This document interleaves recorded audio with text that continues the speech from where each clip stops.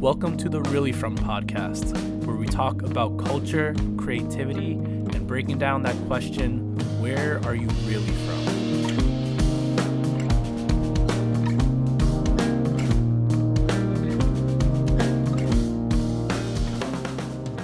Welcome, everybody. My name is Chris Lee Rodriguez, and I play in the band Really From. Today, we have a very special guest. This person is a member of the band Baby Fang, founder of the label Lucid House, a recent close friend that I just met and made several weeks ago. Please welcome to the pod, Théo. Théo, thanks for coming. Thanks for having me, Chris Lee Rodriguez. No problem. So I want to give you an opportunity to introduce yourself and just share your own background and everything. And this is the first pod that I'm gonna have an audience and laughing in the background. Oh wow! I'm not gonna edit that out. It'll be fine. So my name is Théo. I go by Théo. I currently live in Queens, New York, but I'm from Oakland, California. Grew up in the Bay Area, a little suburb outside of Oakland. I went to school there. Yeah, like you said, Chris, I play in a band, Baby Fang, right now. I'm a recent guitar enthusiast, have come into it late in the game, but I'm obsessed. Yeah,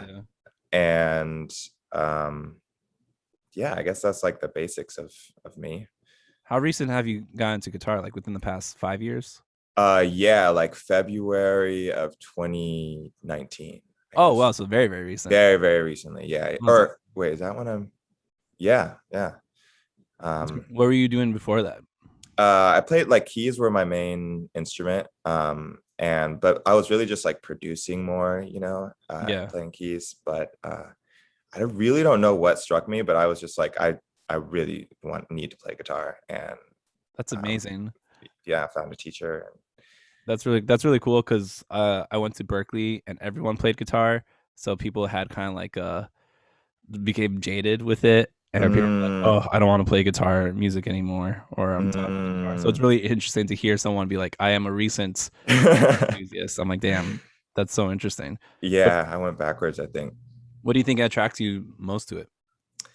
I had made this album called Massive, and I was playing keys and synths and stuff, and it was like kind of gritty and dirty and stuff. And I was listening to a song and I realized like what I was trying to do, like with like a distorted amp on like an organ, was like just a guitar. Like I was just trying to make a guitar, and I just realized like the stuff that I like to make, like it's kind of that I've been liking to make has been like, oh, I want to be singing and playing guitar. Like that's what I am feeling gives me the most, That's so cool. Yeah. Awesome. So I've been starting these pods with this, proposing this question to every guest. What is the most memorable or awkward or funniest time that someone has asked you the question, where are you really from, if you have been asked that question before? Okay.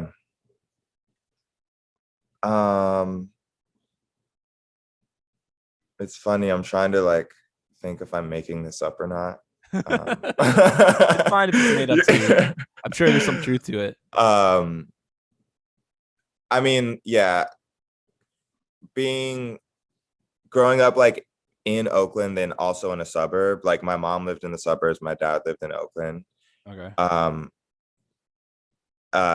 There's just two completely different identities to that, like what kind of kid you are growing up in those two spaces, Yeah. And so like I felt like a lot of times in Oakland, because I'd spent so much time in the suburbs, I'd be like, are you really from Oakland? And I'm like, yeah, basically it took me a while to be like, yeah, I am really from Oakland, even though I like have spent time in the suburbs. Like my family's from here, my grandparents are from here. Like I'm from here, You couldn't say that before? Do you feel like there was like a point where you're like, I don't feel comfortable saying I was from Oakland at first? 100%. Yeah. I think the high school years, especially because I was going to high school in Union City, and like that's when you're forming your identity and stuff. I'm like, I definitely felt weird to say that. But I think funny enough, leaving the Bay and then like realizing my context in the greater scheme of like the United States, I'm like, oh, my identity, my politics, my conceptions of things, like all that stuff is rooted in Oakland. And like, yeah, that's where I formed a lot of who I am, you know. That's so interesting. Can you speak more about that, about like your context in terms of like the greater states? I think that, you know, coming to the East Coast, everyone pointed out to me at first, like they're like, oh, you're not from here. You like, they could tell Yeah. being I had something about me that was very California. Yeah. Probably very relaxed. Yeah, it was definitely like a relaxed sense. It's like I wasn't I feel like I've gotten way more like intense being on the East Coast, but happens. Yeah, definitely like very laid back and stuff. But I think that like even just like being like black, being black in America, like everyone's kind of from the South, like technically, Right. you know, but then like when a whole bunch of black people move to Oakland, then there's this particular like black person from Oakland, like that. Yeah. I feel like my understanding of blackness comes from like this West Coast, like my relationship to like I didn't really have a relationship with white people in the Bay Area. Like I grew up with Asian people and Indian, yeah, it was good. like South Asian people, like, you know, so yeah, that black identity is way different than being out here. Like, you know, most people are like have come from islands or like. Yeah, that's New York especially. It's a lot of Caribbean, a lot of like blackness ruin in like the Caribbean, but also like Dominicanness and like just like the Hispanic side as well. Exactly. Do you know how many generations your family's been in the Bay Area? So on my dad's side, just his parents. So I think his parents were from the South. I'm pretty sure. But it might be his grandparents that were also in Oakland, and their parents came from the South. It's one of those two generations, basically. Right. And then my mom's side is actually German. Like her mom comes from Germany, so. Oh, that's interesting. Yeah, a whole different side there. That's interesting. Do you know where in Germany? Bamberg, Germany. Oh, nice. Yeah, it's like a really small town. That's cool. It's really interesting thinking about just like Oakland, because I was very ignorant of California growing up. And I was like a die-hard northeast person, because I grew up outside of New York and Jersey, and then I've been in Boston, like back and forth for like the past 10 years. But like I remember the first time I went out there was like in 2017, I believe, like on my birthday. I was like, on my birthday, I was like, oh, I always wanted to go to like Northern California. So I went out there and I was like, oh, this is so interesting and so cool, because there's like, it's cold here. It's like cool, right? Palm trees, and like it's like there is very like multi-ethnic, but also just like the vibe is like not as aggressive. Not at all. As New York. And I think my only other like understanding of Oakland was in both like punk music with like Operation Ivy and Green Day and like Jawbreaker, and then like in like politics with like Black Panther Party. Right. So those are my only like two perceptions, and I wonder if like there's like truth to both of them. I was gonna say, yeah, both of those sides. I feel like both of those represent, sides of Oakland that I've seen, like the radical side, and also I guess they're both kind of radical sides, like punk, even. Very different. I was reading this article. There's a book coming out called In Defense of Ska. This guy wrote like a long history of like ska music from like the Jamaica to what it is now. And someone's talking about that independent like volunteer run venue, Gilman Street or something. There was like this venue that was like volunteer run. It was like a socialist collective, but like Green Day got his start there. All these like punk bands from like the Bay Area would just go there because he would just show up, and whoever was there would just play. Wow, that's crazy. Very like a loose thing that happened over there. So I was always like, oh man, that's such a interesting vibe. Also, just saw Evan texted us. Oh, nice. I've been driving. Didn't realize to put my email for the link, but I did email him because I got his email from Samuel. fun aside for listeners, Samuel, who was in our episode with Namdi, plays in Théo's band in Beta Fan, and is also a Lucid House member. Yes.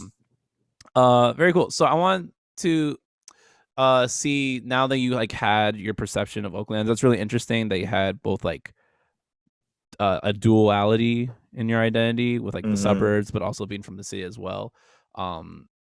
And you spoke a little bit about it, but I was wondering if you could go in more about like how you felt like that shaped your identity in your own community, whether it was with like your friend group in your school or like in like the music scene, if you ever felt like you're part one growing up. I think, yeah. So, you know, parents move you to the suburbs so you can get the like safe lifestyle type of thing. So like one of those things was like my parents put me into Boy Scouts when I was young, which is actually where I got some experience with white people, because they weren't in the immediate Bay Area, but when we would do Boy Scout things, I'd see other white people. But they honestly, a lot of those friends were the first people to put me on to like a lot of music. And I remember getting like a hard drive, or no, it was like a burnt CD that could hold like 700 megabytes or something, like one of those big ones. Oh, wow. Someone gave me just like a bunch of music. Like, I mean, I only really remember like the Chili Peppers, Nirvana, like those were two like bands I hadn't heard before, but like the first time ever hearing them. And so like having experiences, like I like rock was like the first music I got into before I got into hip hop or rap or anything. I started listening to rock, but that was kind of weird at the time, especially as a Black kid. And which is so weird to say now, because that's not how it is at all now. Yeah, there's like a whole culture. And so I feel like like the suburbs, that whole environment kind of like, I don't know, allowed me to talk to people who like didn't really see me like as, I don't know, I was definitely tokenized and stuff, but while that was happening, I was exposed to this world of like people I would need to learn how to talk to in the future, if that makes sense. And they introduced me to like some things that formed my early identity. Like Radiohead was like my band like in high school and stuff, and I feel like that came out of like music I got from that sector of my life, you know. That's so interesting. It was through Boy Scouts too. Yeah, right. Did you make it to an Eagle Scout? No, I stopped at like first class or something. Okay, I think my brother-in-law, his dad was like whatever the name is for the captain, like the adult supervisor, or just troop leader, maybe. Troop leader. I think he was like a troop leader, and so he did like Eagle Scout all the way to like high school, I think. I'm not sure. I won't speak for him, but I feel like that's how it was. Like people were Eagle Scouts all in high school, and like it was, I had to leave in high school. That makes sense. That's usually a point when people leave things. When they're like, oh, I don't want to do this anymore. Felt a little weird. That's so cool. This is like this is a huge aside, but I'm like interested in being a Boy Scout on the West Coast and California. Must have gave you such an opportunity to go to so many cool nature things. But that was like my biggest takeaway going to West Coast. I'm like, everything is huge. Like the trees are huge. They say you're like 1 hour from every environment, like in the Bay. Like you can go maybe 2 hours, like 2 hours we can be in the mountains in the snow, 2 hours you could be at the beach, 2 hours you could be in the desert, or 2 hours you could be in the forest. And that definitely is 100% true. Like I went snow camping, went camping in the forest, went beach camping. Like a lot of camping was involved. Wow. So it's literally like Neverland. A little bit, honestly. Like now Neverland, there's every season always happening all at once. Like that's kind of how California is. You know, you can kind of drive to my sister pointed out something on the West Coast. We'd be like, yeah, we're gonna go to the snow like this weekend. And she said that out on the East Coast, and someone was like, go to the snow? Like, what are you saying? What do you mean go to the snow? The snow comes to us. Like it snows here. But out there that was the thing. We're like, okay, we're gonna go to the snow and then we'll be back. Like And then That's the snow's so not here weird. anymore. Is it just like, was it real? Was it fake snow, or was it just like there's a part that just snowed? It's just like because like the mountains are there, it's just the landscape just literally changed. And so snow was Jeez. the more north you go in California or closer to towards Nevada, you're gonna get snow in like Lake Tahoe and stuff. Wow. Then you come back to the Bay and it's just 50 degrees and overcast. That's crazy. That's so interesting to me. Yeah. Yeah, I was wondering, talk more. You said something about being like tokenized, and also early about like just like being around like a lot of Asian kids. I was wondering like in like school, in like in growing up in like high school and middle school, if you were uh one, what was like that demographic like, and did you feel like one that you were tokenized in a sense that way? Because I had that feeling too, and like in elementary school it was like very diverse. There were a lot of like Latinx and like Filipino and uh white, and I was actually talking about this last night. There were like white kids there, but I feel like the white kids in those were like more working class and just kind of like just wilder as kids, just like just like burn shit or just like do like things we shouldn't be doing. Right. Then I like went to like when my parents got divorced, they moved to like this other neighborhood that's probably like a 15-20 minute drive from where we used to live, and that was like a much wealthier neighborhood, much more like Korean kids, and a lot more white people lived there, but everyone who's white was either like Italian American or Jewish American. So there was like a year in my life in like 6th or 7th grade where I thought all white people were either Italian or Jewish. Right. Where I was like, oh, this is like This is like, yeah. You're either a Lombardi or you're like a Rosenberg. It's so funny. I was like, I'm wondering like what that experience was like for you, and if you ever felt like you were the only one there, because I definitely felt that growing up. Yeah, I mean, so my high school had 4,000 kids. Jeez. But the breakup of like the races were basically like 60% Asian, maybe 20% Black, and then it was like 5%, no, maybe 10% Black, 10% Latinx, 60% Asian, and then like the rest was like mixed. So wow, a lot of Asian kids, and then Black and Mexicans were a lot, and Mexicans in particular, like not even like like specifically Mexicans. So it was strange because like that. Okay, for one thing, there was a huge tension between Black and Mexican kids because there was a gang out there that was like primarily a Mexican gang, and like for some reason like that was the tension in that city, was like Black and Mexicans for no particular reason, like just I don't know, it was very strange. So yeah, that kind of thing was going on at high school all the time. But if you were in like honors or AP classes or whatever, you were basically just around Asian kids all day. So yeah, like that was my experience in high school basically. Like I remember being in physics. This was the first time I really noticed it. It was like my junior year, and I was like, damn, there are 49 Asian kids and me. Wow. And my teacher was. Your class had 50 kids? And my class had 50 kids. Yeah. That is the biggest verse.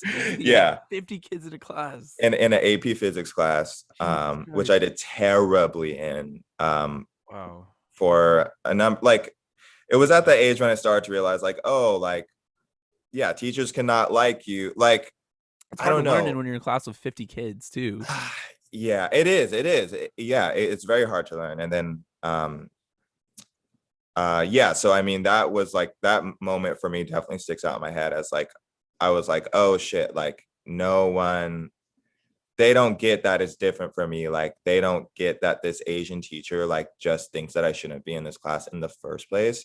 And like, it's weird for me to ask questions at all, because then I'm seen as like not keeping up with anyone. So then I just don't ask questions, but then that makes me fall behind. And then it's just like this vicious circle. Yeah, that cycle. What was there like a specific like ethnic group in Asian Americans, or was it pretty mixed? There were a lot of Koreans, and a lot of Chinese kids, and yeah, not very Oh, and a lot of Filipino kids. Like I A lot think of that's Filipino kids. actually might be the main That makes sense. yeah, the main demographic out there. And then we had like Tagalog. I guess that's an islander actually. Yeah.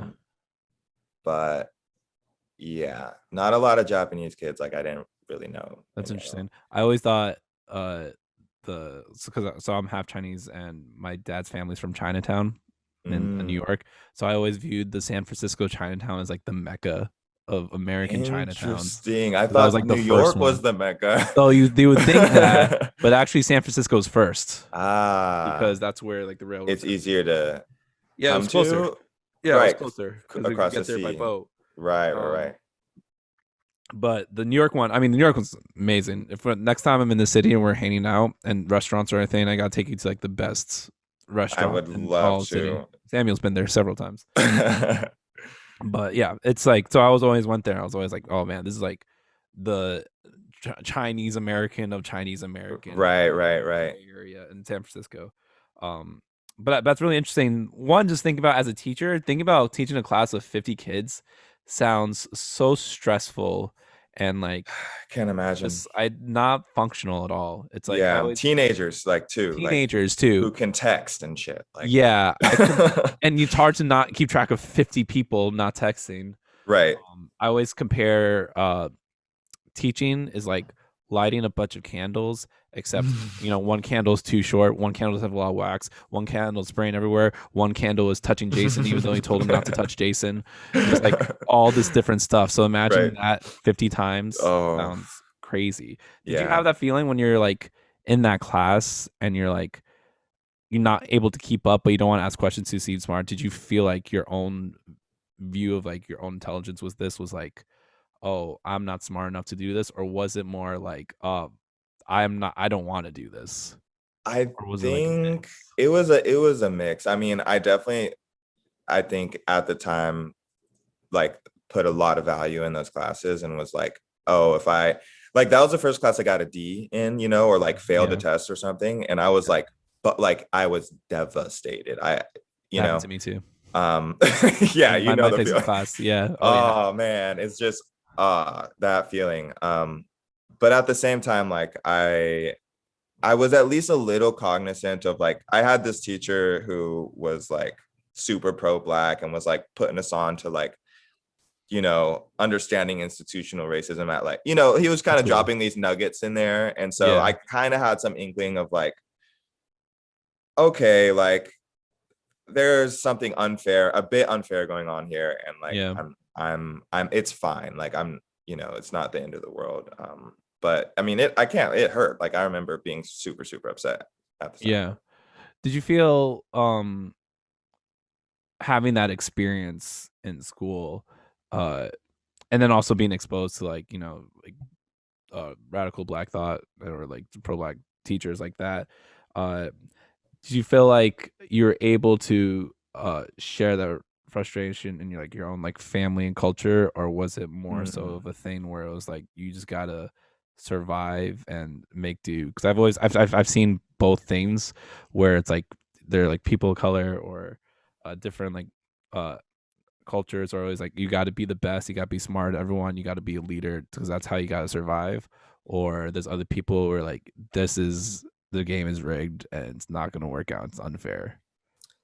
Yeah, I think it's kind of it was sort of like, I don't think I had that much support only because I don't think there was anyone around me who was in my particular situation, like my dad wasn't a super great student, so he, this wasn't a thing for him. My mom like is white passing even though she is mixed, and so like there's a whole different relationship there.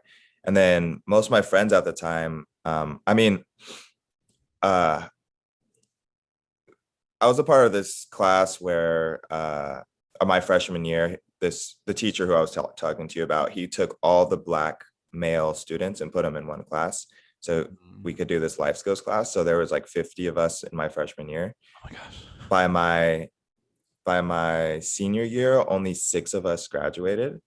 Oh, and wow. that was the normal thing at that school. Like specifically for Black males, like 6 out of 50 kids would graduate. Yeah, basically like 3% or something. Like it was just super terrible. Before he started this program basically where he would take all the freshmen and then give them this life skills class, and he improved the statistics like crazy, which is good to hear. But but when I was going to school, like I was definitely like the only Black kid in these classes, and so it was definitely like more of a like you have to be better than, like, you have to do better than most people can do average, or not most people, but like you have to be the best to be normal type of situation. And I think that was just kind of like how you kind of had to go into it. Like I have to be better than,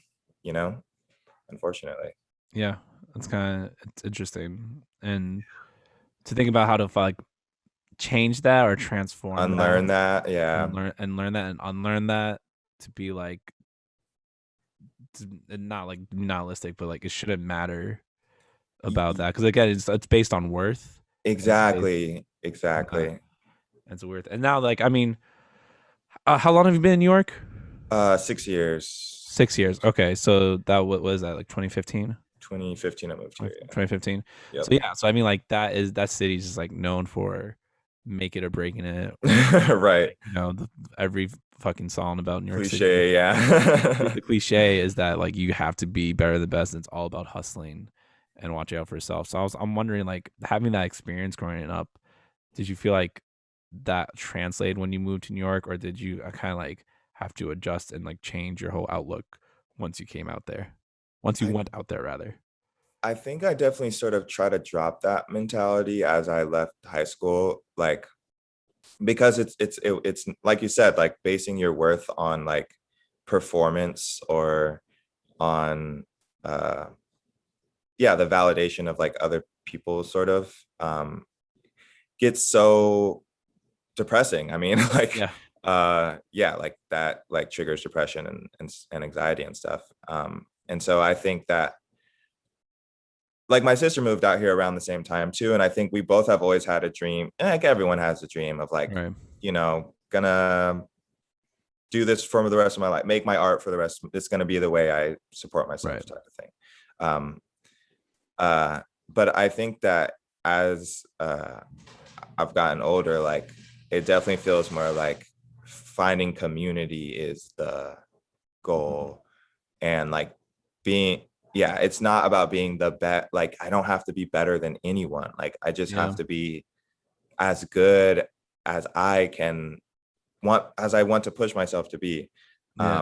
Which is ironically what I think guitar, like I feel like I was in this like sort of rat race, like when I was rapping and producing, and like especially in the SoundCloud years, like trying to produce stuff all the time, and like it, like guitar just, and being bad at it and not knowing how to play slowed me the fuck down. Like I just like had to be like, how do I pluck a string? Like how do I get finger strength? Like literally, like how do I hold a note? How does someone hold a C chord? The C chord to me, when I first learned it, I was like, not everyone's doing this. There's no way everybody's doing this. Like this, like first finger's way up here. Like no. But I know, right? So happy that I have something on the podcast say like, what is this? That's amazing. But then I think that really gave me a sense of like, damn, man, like what do you like, what's the point of music for you? Like what makes you feel good? And like slowing down and just being like, what am I trying to get out of all this? Like, yes, I'm trying to, I love making art, but it's not like I'm trying to do something bigger than like make it, That's so interesting. Well, a lot of things in that. That's so interesting when you said that it's ironic that you learned that with the guitar. It's also kind of ironic that you found that in New York City. Yeah, right. You learned you had to like slow down, calm down, because a lot of my family's from New York, and I'm just like, the mentality doesn't exist of slowing down. right. Like the concept of patience and just sitting with stuff, or just being like, all right, let's just like relax, just like ease out, because it's always like so many different things we gotta do. Exactly. You gotta survive.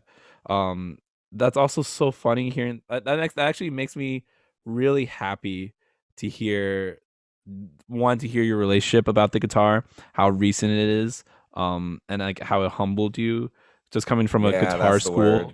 Like Berkeley is such, like, it's known for its guitar program, and it was so competitive that I remember I kind of had a similar thing while I was there. I was like not concerned about like being the most proficient player and stuff. I just wanted to like write like the math rock tunes with my band at the time, and then just like write poetry and just like I found different ways to be creative. And then it wasn't until like by like my last year, when I like finished like at the end of my last semester taking lessons, I was like, oh, I finally found what I like about this instrument. And I didn't really go full force on like trying to master until I left school, which is like also very ironic too, because it's the competition is very disheartening.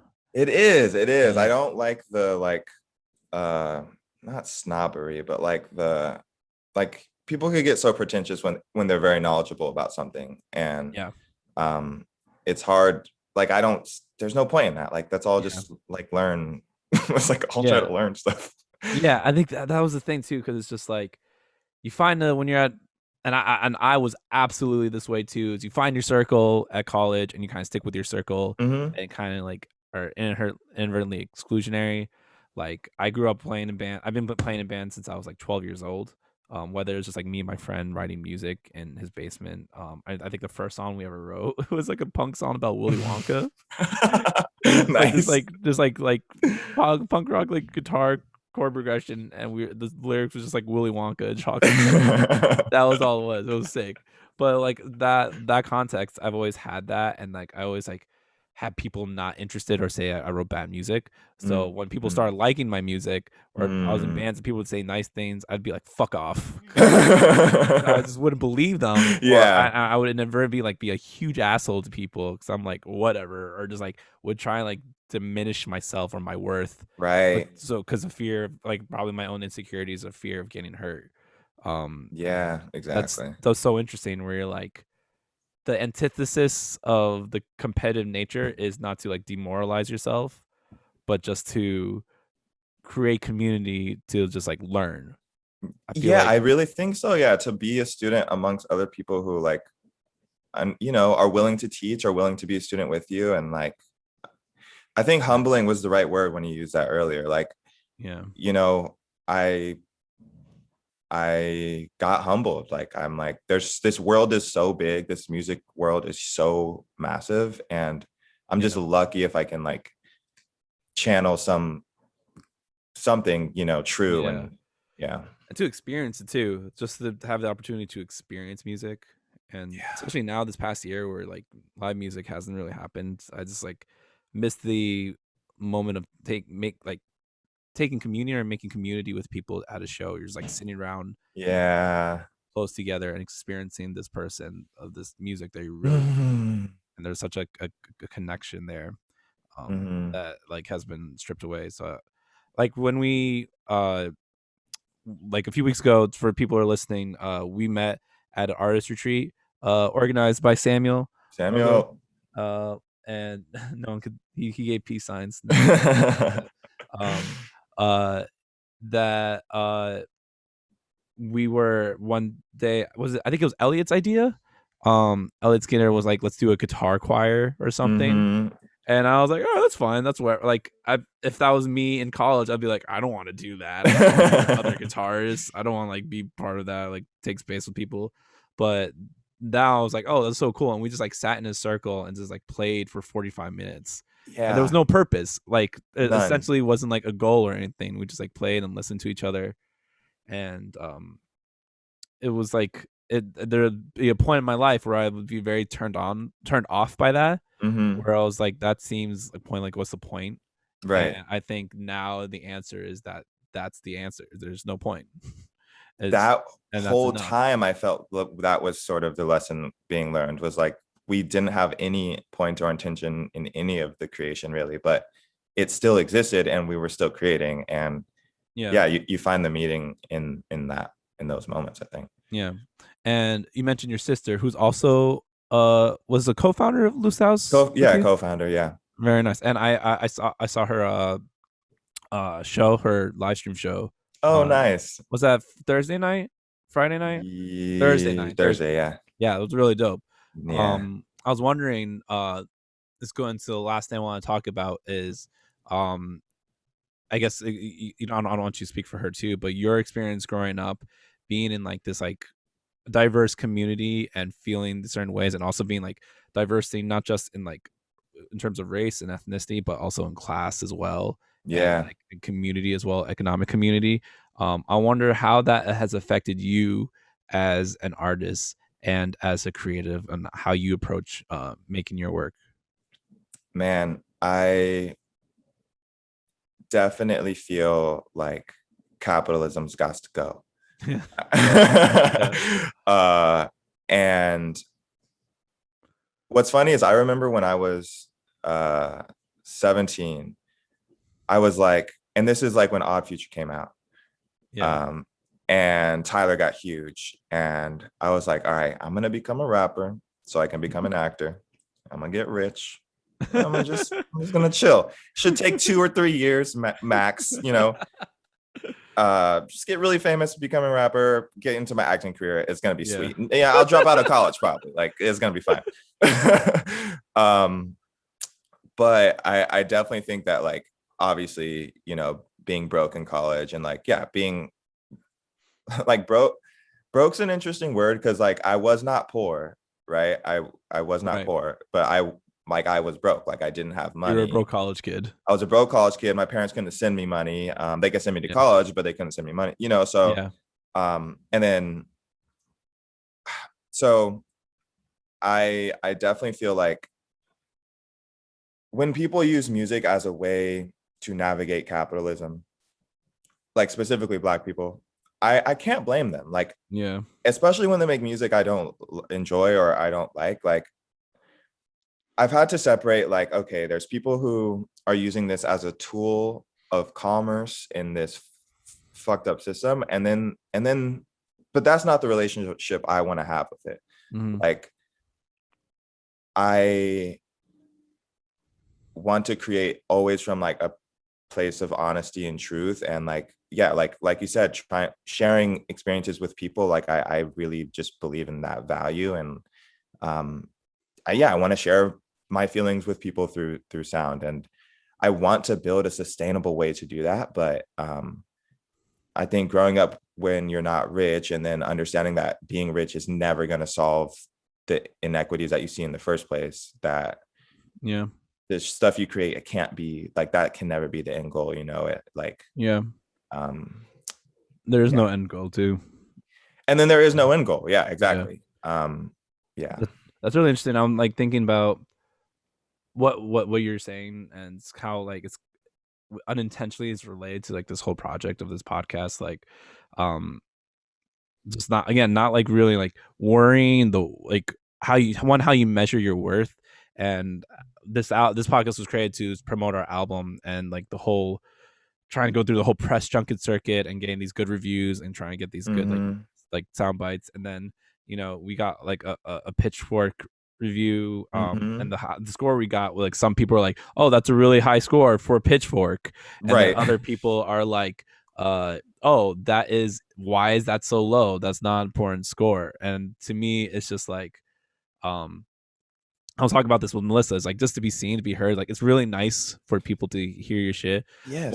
Well, what's really matters to me even more, is doing stuff like this, is like create community and meeting people where like I could like talk to other people and uplift other artists that that maybe people might not know about, or connect with artists that a lot of people might know about. And I feel like the other side of capitalism, besides like the wealth and money, is the clout side. And right. Trying to like be in this specific club and find yourself in the exclusivity that I feel like is not the point. Right. Yes. You know what I mean? I completely agree. Yeah, I think that all these industries, for some reason, like they seem to want to divide the people in it, and like, create these divisions between like, oh, you're on, you're not on, but it's like we're trying to like share something really special. And not to get like all like sci-fi or whatever, but I definitely think that like music, when we used to be able to cast spells, or I don't know, I think humans used to be a little more magic, like we had other forms of magic and stuff, but I really feel like music is one of our last forms of magic, or like art in general is like, this is a magical things you could transform with this power. And like I've been more into that side of things lately, I feel. That's so true. And I'm also thinking like on the other side of that, like we were talking about Woody Allen the other day. I'm just like, you know, he's a horrible person, but everyone really still likes his films. And I feel like people use art as a reflection of one's own humanity, and he's like, oh, because this song moved me a lot, there's no way they could be a bad person. Right. I feel like, again, like a way to transform out of that is to not use your art as a cloak and to hide behind and be like, yo, this you could still be like a shitty person, whether you make something dope or not. Right. Doesn't excuse the most important things, like how are you as a person, right, and how are you treating other people. And I think that's like that's where like the true magic comes in too, is because you're right, able to connect with people and learn about them, and then building empathy to like hopefully transform them, not as a musician or making them a better creative, but just make them treat people better. You're so right. That's so well put.